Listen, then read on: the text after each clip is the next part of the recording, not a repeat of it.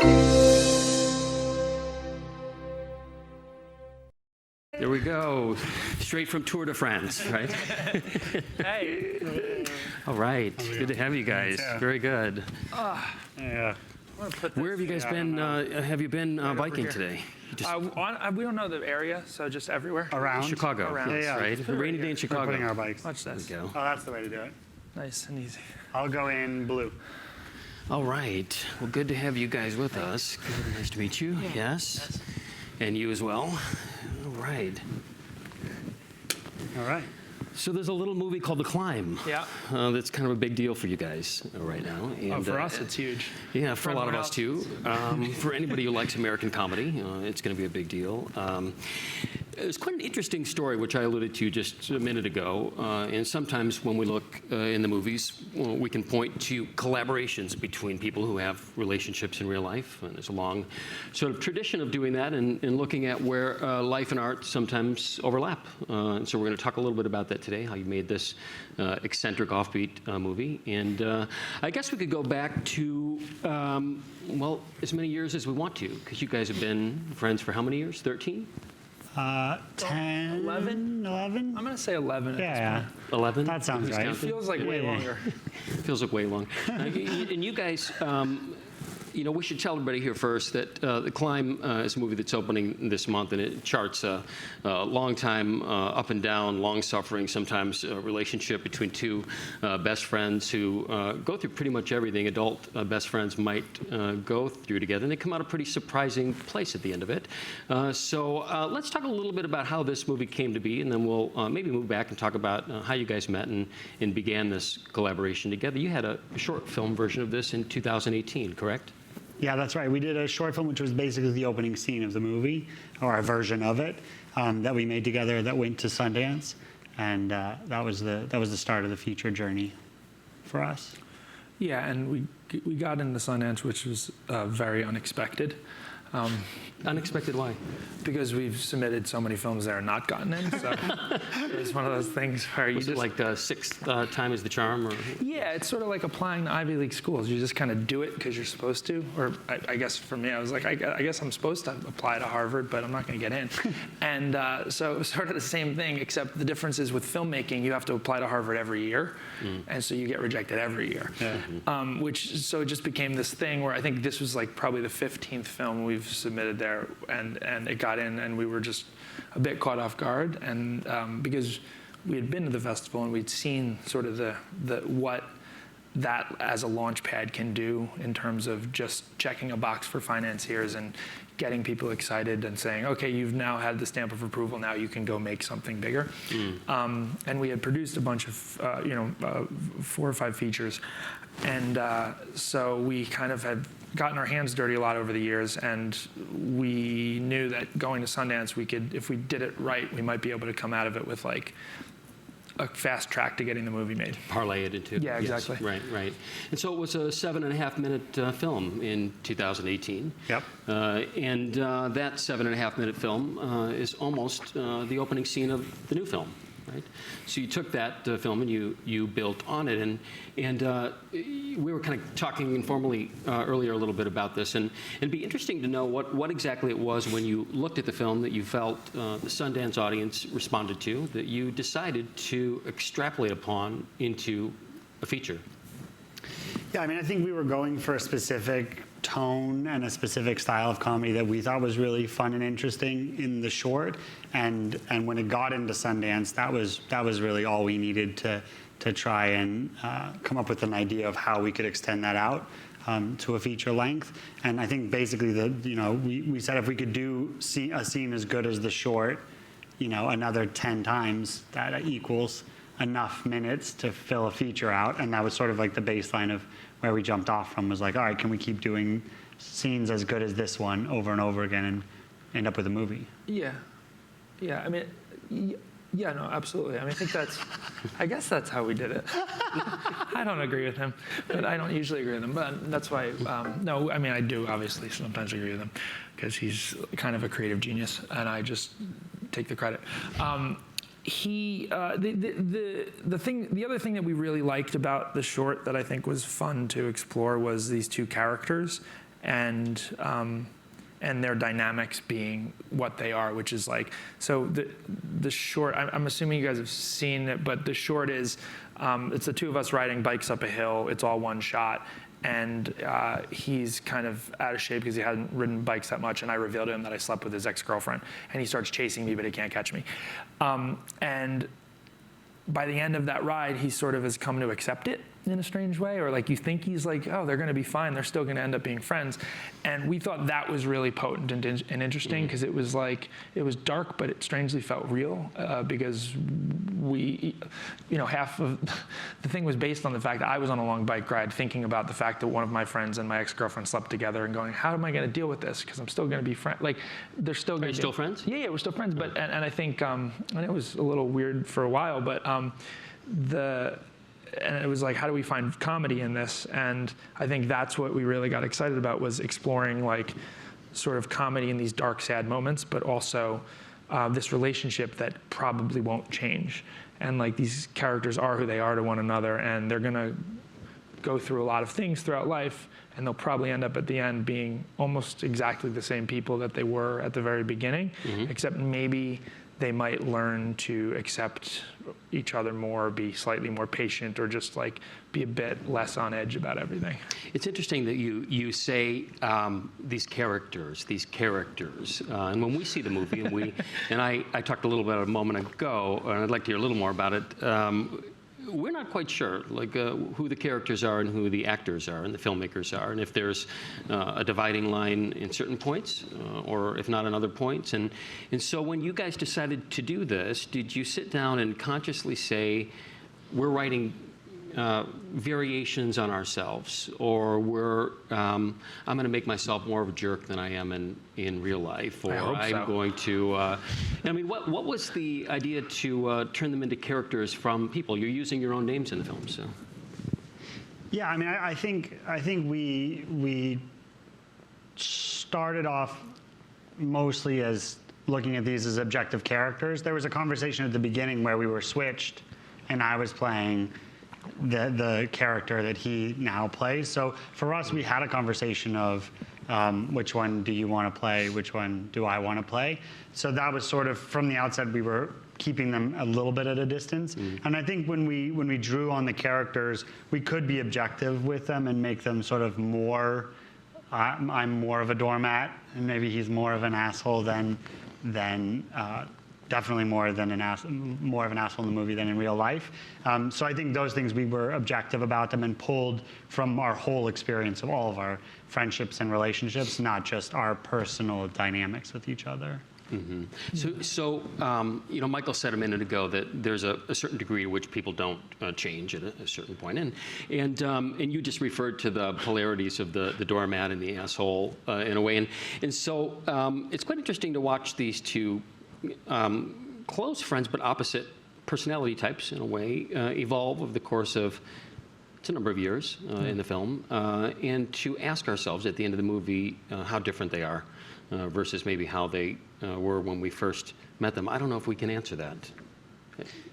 Yeah, I mean, I think that's the joy of a movie, is it challenges you to have that thought at the end to decide for yourself where the characters ended up. I think for speaking for my character of Kyle, I think there's traits in Kyle which are considered very noble traits. This like selflessness and like putting others first is, often considered a very noble sort of trait. But when you see it in execution, sometimes you're just like, what the hell are you doing? Like, stand up for yourself, or like say what you want for once. And so I think it's fun playing with those perceptions we have of like, oh, Kyle's the good one, but in some ways I'm as frustrating and as problematic as a character as sort of forward as Mike's character is. Yeah, that's one of the interesting things that we've discovered as we've like screened this film at festivals and talked to audiences, is like people come up to us and be like, your character's the worst to me, and then the person next to them will be like, oh no, I couldn't deal with your character, like wouldn't stand up for themselves. And so it's like they identify with different aspects, and different people perceive different things as virtues.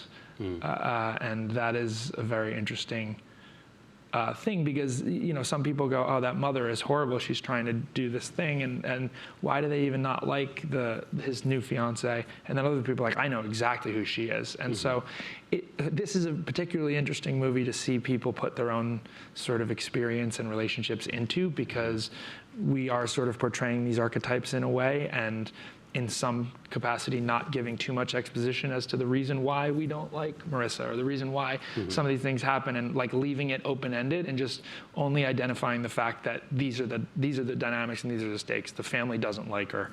It is what it is. We're not going to explain why the family doesn't like her, because doesn't really matter. Yeah, yeah. Now, you made the film, you shot the film in France.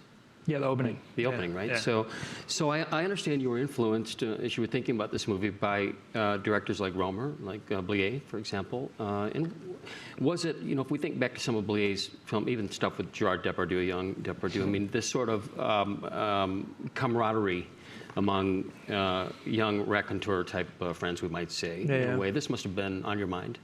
Yeah, certainly. I mean, like specifically, like Sauté, like Vincent Francois Paul and the others, and Caesar and Rosalie were like things that we were actively watching over and over again and talking about in the lead up to while we were writing the film, and just letting it kind of seep in thematically, I guess, as opposed to being too direct in terms of the like aesthetic. There was a fun brashness to those films that we really loved, where characters would just say how they feel and act the way they thought was Pursue correct. Whoever they wanted. Yeah, exactly. Yeah. There was like a freedom to that, and as a character, it's really fun. It's fun to see a character who will walk up and be like, "I hate you," and then you're like, "Okay, well, where does the scene go from here?" And like, what are the dynamics at play now? And I think for us, that was always inspiring with that early French cinema. You could also make a case and say that the movie, on the other side of the coin, is in the tradition of great American independent movies. I mean, we obviously. You did do it that way. Well, I mean, yeah, like Altman is the obvious, I think, aesthetic and stylistic, filmmaker who we are pulling from and looking at and saying, this is, I mean, is in the tradition of an Altman film, like where we have voices going in different directions and ensemble, and certainly like the voyeuristic approach to that Christmas scene is certainly pulling from that. Did you bake all of that into the screenplay, all the different voices at Christmas, or did you encourage people to do what felt right in the moment? No, it's pretty much all scripted because it was all so heavily cued. Every motion, every line triggered a motion or a camera motion or sound guy moving, so it was all intricately woven. So for us, the way we set up our shoot days were there was one day of rehearsal and then one day of filming for each scene. And if there was anything to be adjusted that Mike would sort of give direction on, it would be during that rehearsal day. But as soon as we started the shoot day, it was pretty much just shoot it until we had it, and everyone was sort of pretty fixed on what they could do. And how long did you guys spend on the shoot? I think it was a total of 32 days, but it was like 6 weeks originally, and then, it was like 6 weeks, and then we went down and we waited for winter. Yeah. And then we came back, and like in February when we finally got frozen. We needed thick ice. That you could fall. That he could fall through. Yeah. I guess it took you a month and a half to write this. Is that right? Yeah, I mean, I think it was like a month and a half, maybe 2 months before we turned in the script that then we got greenlit that put us into production, but we continued to rewrite. And like, basically we turned in the script in May. We continued writing and working the scenes through the summer, or through pre-production, and then we started shooting in August. So it's a bit misleading to say like 2 months, because we were constantly like, we would take a scene and we would bring it to an acting class, and then we'd perform it with each other and maybe cast an actor or two from the class, and then we would workshop some of the dialogue and some of the situations and then tweak it and then go back. Is there a big gap sometimes between what you write down and what can be said, or what sounds natural when you actually workshop it as such? I think we tend to write pretty natural, like the way we speak, because we generally are talking each other through, sort of like we discuss with each other when we're doing it. So I think for the most part, I mean, obviously it changes, but for the most part, we're writing the way we talk. Yeah, what usually happens is you overwrite, or at least for us with this situation, because we were structuring the film in this very elliptical fashion that is telling the story in these like little instances and then jumping ahead and not giving all the information in between. That we felt a little bit of pressure to like over-explain or over-expose some of the information and some of the things, and then when we would get into rehearsing it, we'd be like, don't need to say that, don't need to say that, you just need to say this. And so we would sort of strip it away and get down to what the most potent version of the scene is, and then allow for silences and allow for some of the stuff that we always wanted to, which was like, our mantra even going into this film was, it was patience. It was like we wanted the camera to be patient. We wanted to be patient with our comedy, with everything. And then the other mantra was like impulsiveness. So it was like patience and impulsiveness. And it was this idea that like the characters, the way we film is going to be very impulsive, but it's also going to be patient throughout. What does it mean to be patient with comedy? Because sometimes we think about comedy as being all about timing and pace and quick snaps or pops in a way. There's a kind of a deadpan offbeatness about this comedy. So what do you mean when you say be patient with it? For me, I mean, I don't care if it gets a laugh, which is kind of a crazy thing to it's not crazy, but it's like we genuinely said over and over again, like if people care about the journey of these characters and they don't laugh once throughout the movie, that'll suck, but it also will be okay. Like the movie will work. But if people laugh throughout the movie and they don't care about the characters, the movie will not work, and we've failed. And that was, so like in terms of priority, we were always erring on the side of the emotional journey of the characters and making sure that we were invested as filmmakers, and hopefully the audience was invested. There's also something about tension and relief, and sometimes like in the early, like Buster Keaton and some of like these earlier ones, they did such a great job of like continuing to pull the bowstring back, and you're like you're waiting for the shoe to drop, and they just keep going. And I think it's fun to be able to be like, oh, you think the joke is here, but it's not. It's going to be even more uncomfortable for the next 4 minutes before something happens that sort of breaks it. I think that for us, that was a really fun thing to play with, how far we can pull that back. Right.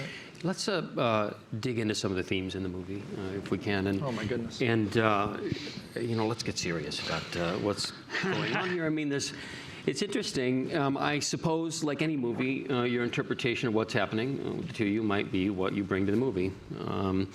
And we're distinctly aware in the movie that there's some off-kilter dimension between the two of you that at certain times borders on manipulation, one might call it.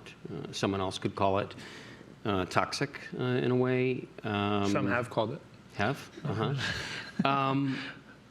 That's interesting, and for an hour and a half comedy, it shoehorns in some pretty interesting concepts about what happens when, for example, your longtime best friend progresses to a point in life that you aren't going to make it to, or you're not there yet, and what can happen there. And so I think when you talk about whether people laugh or not, and the comedy of the uncomfortable, and what's really happening between you and the level of anxiety at certain points in the movie, it's pretty interesting. I'd like to hear how you guys would define this, and I'm certainly not asking you to say here's what it is, but you must have had some guiding principles about what it was.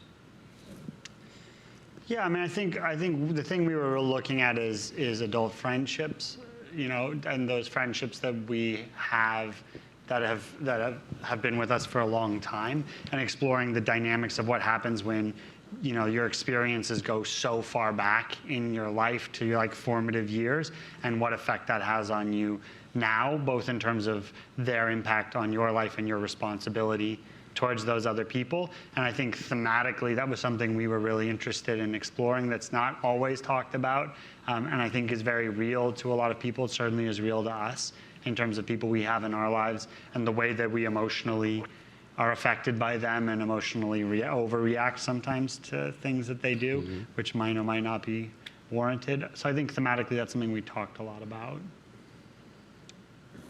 Yeah. Did you look at other buddy comedies like maybe Midnight Run or The Odd Couple or any number of classic? You're always dealing with polarities in those, I guess. Certainly. I mean, we've definitely seen those films. I don't know that we watched them leading into to this film, because it was weird. It was like we were more looking to find inspiration in terms of like filmmaking aesthetic and style and themes, but not in the way that we had a very clear sense of what type of relationship we wanted to explore, and the dynamics of that when it came to like the toxicity or whatever you want to call it with these friends, because the only thing we knew for sure was that these guys would be friends forever. That the bond that they shared, and you know, we talked about making them brothers, and the reason why we didn't make them brothers was because we wanted there to be a choice. When it's your brother, you know, it's not really a strong choice. It's like, yeah, but they're family, so you can't choose to be unrelated to someone. Whereas with a friend, you can choose to be, you know, separated from them or just distance yourself or get rid of them. But when you share a bond with someone that is from a time in your life where you were figuring out who you are as a person and what your identity is, then that gets tied into how you identify yourself. And to let go of that person could, in some ways, feel like letting go of yourself. So like it's a shared history. It's a shared history, but it's, you know, when you share a history from 6, 7 years old to 12 or 13, that's the time when you get a sense of who you're going to be as a person and what your personality is and all those things. And I think, you know, I think that's a hard thing to fully let go of. Like if I saw my best friend from that time period, we would immediately have this sort of understanding of one another because of the nature of that shared experience. I think the understanding you're talking about translates in the movie to some bittersweet scenes.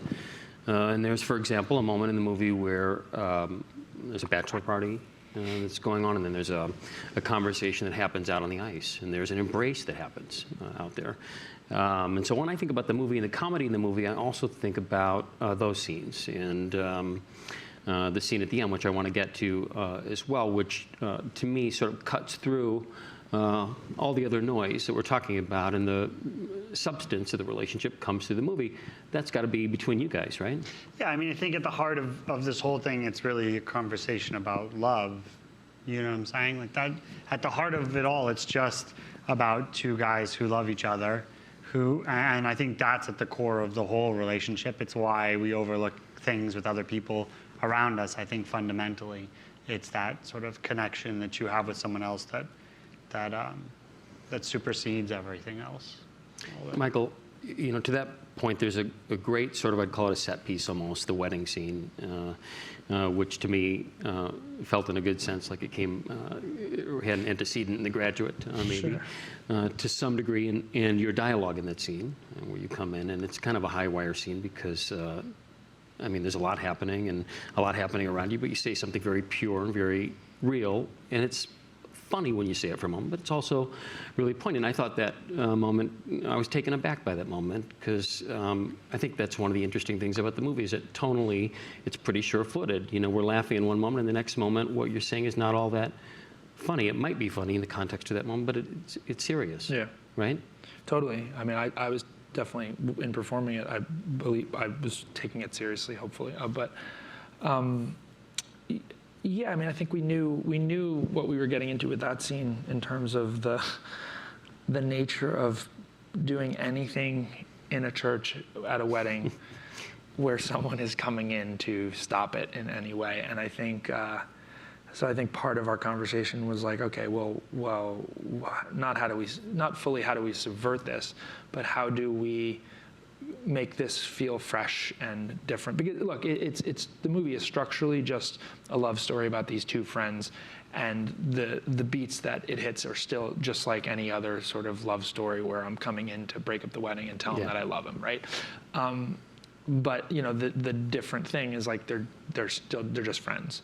It's not one of these romantic relationships where they're going to live together for the rest of their life, but they sort of are, and that's the weird, complicated nature of it. Is sort of exploring like what are these relationships in life, and what is the meaning of a romantic relationship versus just a relationship between friends that is going to span a lifetime, and they are going to be like reliant on each other, and you know. Since you're sort of going there, right now. I want to, maybe we'll just talk about the end of the film, the final scene, and then I want to come back and talk about some of the aesthetic choices in the movie also. I was really surprised by the last scene of the movie. I thought it was, in its own kind of quiet way, a little bit radical and provocative also. That, without giving anything away for people who are going to see the movie, that a new sort of family has been created, in a way, an alternate to something else we had expected in the final third of the movie.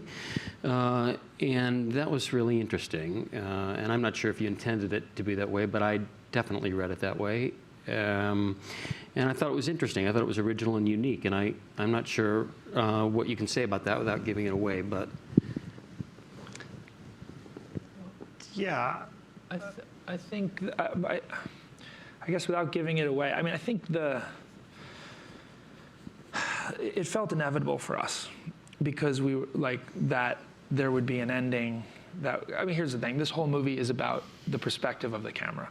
So if you swing the lens, if you swing the perspective toward Kyle, toward Marissa and Kyle's story, I'm down the street. I'm the antagonist, and this whole thing is about their experience of this sort of toxic friend coming back into their lives and trying to ruin it all, and that is a valid story to tell. And I think if you swing the perspective a bit, if we showcased a different moment, even in that day or in that week between Kyle and Marissa, and what continues on with them, you might go, oh my God, look at this messy, beautiful thing that continues and is created and exists, because life is complicated. And if people are together or they are separated or whatever happens, like it's often never black and white, and they still have these real emotions and things. So, but the story we were telling was about this friendship. So there was this interesting opportunity to shift the perspective and create this sort of like not false, but this sort of romanticized version of what might be with this friendship and this family that's been created. Mm-hmm. And that's valid too, because that does exist in this world. Gail is terrific in the movie, playing kind of the odd man out in a way, and she's got a really wonderful scene with you where she comes into the shop and you're making cappuccinos, and you even make cappuccinos in a very funny way. There's something very funny about the business you're doing with the other customer in the store. Having had to drink them take after take, I would agree. But I thought she was an interesting character in her own right, because she's only in a handful of scenes, and yet she also has that messy complexity about her. And I thought that was interesting. Mm-hmm. Let's talk about the structure of the film and the chapters of the film and some of the ways that you shot the film. You like long takes, don't you? Not anymore. Not anymore. I'm kidding. No, I mean, yeah. What I like about that approach to filmmaking and why we did it in this is, like, I like living in the moment with characters. And I like the immediacy that's created with the actors and the realness of the truthful performance that can be found when everyone just has to perform for 9 or 10 minutes. And there's a messiness to that, and there's some stumbled lines, and they're in the movie, and I love that. And like that, everyone's really doing the things that are happening, and there's something really organic and lovely about that. And I think our challenge going into this movie was keeping that intact while letting the camera be a really active participant in telling the story, and letting it be a bit more elaborate and choreographed and I don't want to say ornamented, but like to get a little bit, to change it up so that the camera perspective is always shifting on us, and we're always going, why am I looking at this from here? Why is it shaky all of a sudden? Why is it sitting still? And trying to find motivation for that the entire time. I thought one of the great shots in the film was the long tracking shot at Christmas Eve outside the house, where you're sort of passing from window to window. And when we talk about Robert Altman and the overlapping conversation, or at least the conversation from room to room. So I thought that was a really interesting choice to have you before you went into the house, to actually be observing what you're about to walk into, and all the kind of color and liveliness in the family. Yeah. Some really funny dialogue about... for example, ham not getting its due, or being, isn't that, what's the line exactly? Because I never understood the general acceptance of bad ham in America. Bad ham in America, That's yeah. right, yes. So that's all interesting stuff, and certainly from an editing perspective as well. I mean, when you make an elliptical movie, you have to really be on your editing game to make sure that story is told effectively, right? Tell me a little bit about that. The edit was... You're taking out the things we might be expecting to see. Right? Yeah, it was intense. I mean, it was a very different editing process. I think, we started off with Kyle and I, an assistant editor, and a friend who's a great editor, who sort of like just chopping scenes up and trying different things and sound editing and really putting together this like rough assembly of the movie. And then finding it to be like good but not great. And going, okay, we need to really find the rhythm of this film, and that's going to require really focusing on the in and out points of scenes and figuring out how to way to make this thing like flow like we never imagined, or like it hasn't yet. And so we brought in this amazing editor, Sarah Shaw, who kind of came in and questioned everything, and tried chopping up the movie into with cuts everywhere, and tried some really, really intense things that weren't sort of what we set out to do at the beginning. And I think in doing that, allowed us to really come back to and find this beautiful version of the film that we had tested. We had pressure tested every moment the best we could. And with the idea that, look, if the movie works better, cut up, with more cuts in a scene, then we're going to use that. And that's okay. And so it really was like it was a very thorough, way of examining it. Mm-hmm. A lot of the editing, I think, really happened in the rehearsal days, because the conversation was, oh, okay, is this too long? Is this too short? Are you getting these beats? So a lot of the editing happened during the rehearsal when we'd sit around and Mike would be like, all right, I think this is too long or this is too short, and we'd stack it into our assembly edit and know, like, okay, this is sort of what's missing. So there was a weird thing where we did edit afterwards, but it's the editing you would traditionally do in a cutting room. He was doing in a hotel room, watching the rehearsals and being like, oh, okay, this is too much time here, or we need to focus on this moment, see this moment tomorrow, or whatever. Mm-hmm. So that was an interesting process. Kyle, how important is the song Rockabye to you? I mean, now it's everything. It's so funny because I would just walk down the streets in New York when we were rehearsing, and I had to learn the lyrics, so I'd have my earphones in and I'd just be singing Rockabye over and over and over again. But we all heard it so many times, you must have known it. I did know it. I did know, but I didn't want to mess it up, and I wanted to get the cadence right. Has Sean Mullins contacted you yet? I'm waiting for the call from Sean Mullins. He actually, I watched him sing the song live recently, and I was like, he still got it, man. Really? He did a live a live recording of it. I saw him perform at Jingle Ball '98 in New York, and I'll still never forget it. And you said, I want to use that song in a film someday. For sure. It was really about what it was like trying to find. It was either that or we're going to do Eagle Eye Cherry or But when we started playing with a couple of those different songs from that time period, because the idea was it was a song from when they all were in middle school, and for our age that was 7th, 8th, 9th grade, whatever, and that was sort of that moment in time. And it was really kind of specific to us, and we were like this, and then it was about, can we clear the song, and we had to clear it kind of in advance, and so we went out and when we got the rights to that, we were like, great, we're not going to go try to get anything else. Mm-hmm. What's the thing you like most about working with him? Me? Mm-hmm. He caught you on that one. He's quite jolly. No, Kyle's one of those guys who he's like a creative genius in that you can give him any, you could say, hey, I need an idea for this. And you just go, it's between this and this. These are the confines of it. And within 20 minutes, he'll have 10 of the best ideas you've ever heard. And you might want to actually do 2 of them, but they're brilliant and they're out there and they're different. And they're, and he's just got this effusively creative mind, probably because he worked in advertising for so long. But I think it's just inherent to who he is, and he's a really, just a brilliant collaborator in that, it's always a very safe space. Kyle, what's Michael's worst quality that's inherent to who he is? Oh, man. We don't have a long enough time.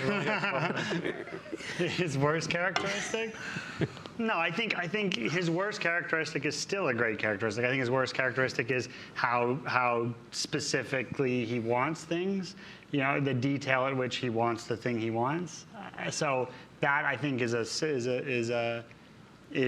challenging at certain times, but I think most of the time results in great product because it's questioned down to the very sort of the bottom of the. This is like the job interview where they say, "What's your worst?" It's exactly. I know, but you're giving me the worst attention one. to detail. He's trying to sidestep it. You need to flip it around and let me get some catharsis out of this. What's the best part about your jobs? I mean, this is the fact that we get to come up with an idea from scratch, and then go and like create it and bring hundreds of people together and figure out a way to like play make believe in front of cameras, and then figure out a way to put that into like one thing that then goes out. I don't know. It's just like I still constantly go, how did I get here doing this? Because it was always sort of this dream that I didn't understand how to, like, if I would ever get to do or how it would ever be done. Mm-hmm. And then we just sort of kept like doing jobs that were adjacent to filmmaking or the things we wanted to do. And then eventually like kept slipping in the side door to where now we got to do this. Mm-hmm. No, you don't have to look at me. I think that's. I feel the same way. I think it's the same thing. For me, I think it's the moment of creation always feels really special to me. So like in that moment when you find something or you discover something, whether that's in the writing process or in the acting process or whatever, whenever that sort of moment hits and you get this like rush of a feeling of having found something that you really respond to, that I think is. That's the cat. It's like those unexpected little miracles where like either you're on set and all of a sudden everyone jives and gets the same idea and it starts to work and it creates this like magical moment where you're like, what did we just do? Mm-hmm. Or you're like sitting in a dark editing room for weeks on end and you're like, oh my God, what do I do? And then you find this one song on Spotify and you're like, rip that, put it on, let's see. And then you hear it and you go, oh my God, it works. Mm-hmm. And it's like, and you're like, I can sleep again, finally, because like I fixed this one little 45-second moment in the movie that was barren and needing some sort of musical underscore. You guys met making commercials together. You produced movies together, and now you're in a movie that you've co-written and directed. What happens now? I mean, obviously there's going to be a lot of opportunity. There are different ways new directors go. You might be courted to be, at some point, directing a Marvel movie. Who knows? You know? I already turned 2 down. Turned it down? You might two. want to make another indie comedy. What is the next dream? I think the next dream is to make another movie. The opportunity to make another movie in any way, shape, or form always feels like a miracle. So I think we now have the opportunity to make his next film, and we're actively pursuing it. And we have a lot of other opportunities. And I think the really interesting thing for us is we come from producing. So like we've been building up and stockpiling projects that we'd love to see made, and now all of a sudden have the opportunity to let some of those out into the world, and I think that's really exciting. Mm-hmm. Yeah, and now we have like a little more ability. We have the ability to like take some of these really cool, amazing filmmakers that we've worked with over the years, or that we've met and admire, and say like, hey, can we help make this thing while we're still figuring out what story we want to tell over here?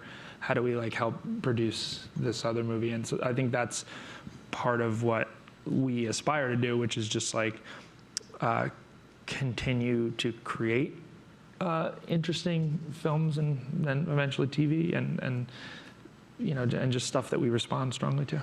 What is your feeling about American comedies today in the movies? They seem more and more driven by, high concept, way out there, hijinks, pratfalls, and you've made a movie that's the opposite of that, that's 10 times funnier, probably. What do you think about American comedies today versus stuff we talked about earlier, like The Graduate, like The Odd Couple, like what we used to do, which was comedy coming out of people? It's hard. I think it's hard to make a referendum about a broad such a broad thing. I guess it's easy. It is easy to do. I don't want to make a broad referendum on American comedy, but I do think the things that we love, we do pratfalls and hijinks. I mean, we literally do pratfalls and hijinks in ours. But I think what we put first is character. And making sure that we have a storyline that feels really genuine and interesting to us, and then we could inject as much pratfalls or as big of jokes as we want. And I think the films we respond the most positively to in the comedy sense are films that do that same thing. Even movies like Dumb and Dumber, you feel for those guys. Both those characters feel like well-formed characters, and you believe in their intentions and what they're doing. And as far as they go, I always was like, yeah, I'm with you guys. You know, I'm in the bathroom at the ski chalet. You know, I'm with you all always. And to me, I think that's I think the saving grace of where comedy could go. I believe in comedy in America, and I want to see it succeed in any form, because I want people to go to the movies and laugh. Yeah. I mean, it's easy to just say, you know, studio comedies are there's a state of affairs going on that isn't great, because I mean, you could just look at like the box office numbers of the majority of them and say, okay, there's something dwindling. But I think they're still being made. I think there's still great comedies being made. I think that the challenge is these formulas, and I think it's a product of, you know, the way our industry sort of works, is like we're and maybe it's partially the feeder system that goes into those big budget comedies, is like there's a, I think the aesthetic has a lot to do with it. There's this pressure to get jokes out per minute, per scene, and they test them in certain ways. And if a movie doesn't test certain ways, then it's sort of retooled and to punch up certain jokes. And sometimes that maybe makes the emotional journey of the characters suffer. And so I think that the comedies you're speaking to and responding to are, I guess, for lack of a better word, a bit more singular in their origination and their approach, because they have that patience or that ability for someone to say, no, we're not gonna go for this joke right now. And I think a lot of times what bigger comedies need is time without laughter, and moments where just interesting things are happening on screen where you're not laughing, so that you can get ready. It's like a horror film with jump scares every 2 minutes. It's like exhausting. Whereas, you know, what are the horror films that people are responding to most strongly over the last 4 or 5 years? Get Out, Hereditary, Babadook. The Witch, Yes. Babadook, all these films that are provocative and thoughtful. And so I think, you know, audiences are getting smarter and smarter and more in tune, and like the theater, you know, people are going to the theaters less. And, you know, there's these two things going on with comedy, which is like Netflix is involved in comedy in a very real way. Comedies are not inherently meant to be viewed in your bed with your partner by yourself. You can view them that way, and they're highly entertaining that way because they're comfortable and they're easy to turn on, and they don't they don't require a lot of heavy lifting. But like, the best experiences I've ever had in a theater are watching watching Something About Mary, or watching even when I saw The Waterboy in theater. I'll never. Community, you mean? Because I had to sit in the aisle. I remember sitting on the floor because the tickets were sold out. I had to buy tickets to the movie Ants, and then I snuck into Waterboy, and I remember sitting on the floor in the aisle, and the entire theater was rolling in like a way that it was a heyday of Adam Sandler, and it was like in a way that I don't remember experiencing. I haven't remember experiencing since, and like that's a very special thing, and that's something that I think Bridesmaid probably did. I think Judd Apatow has been able to figure out how to do it time and time again. But like, there are few. It's not.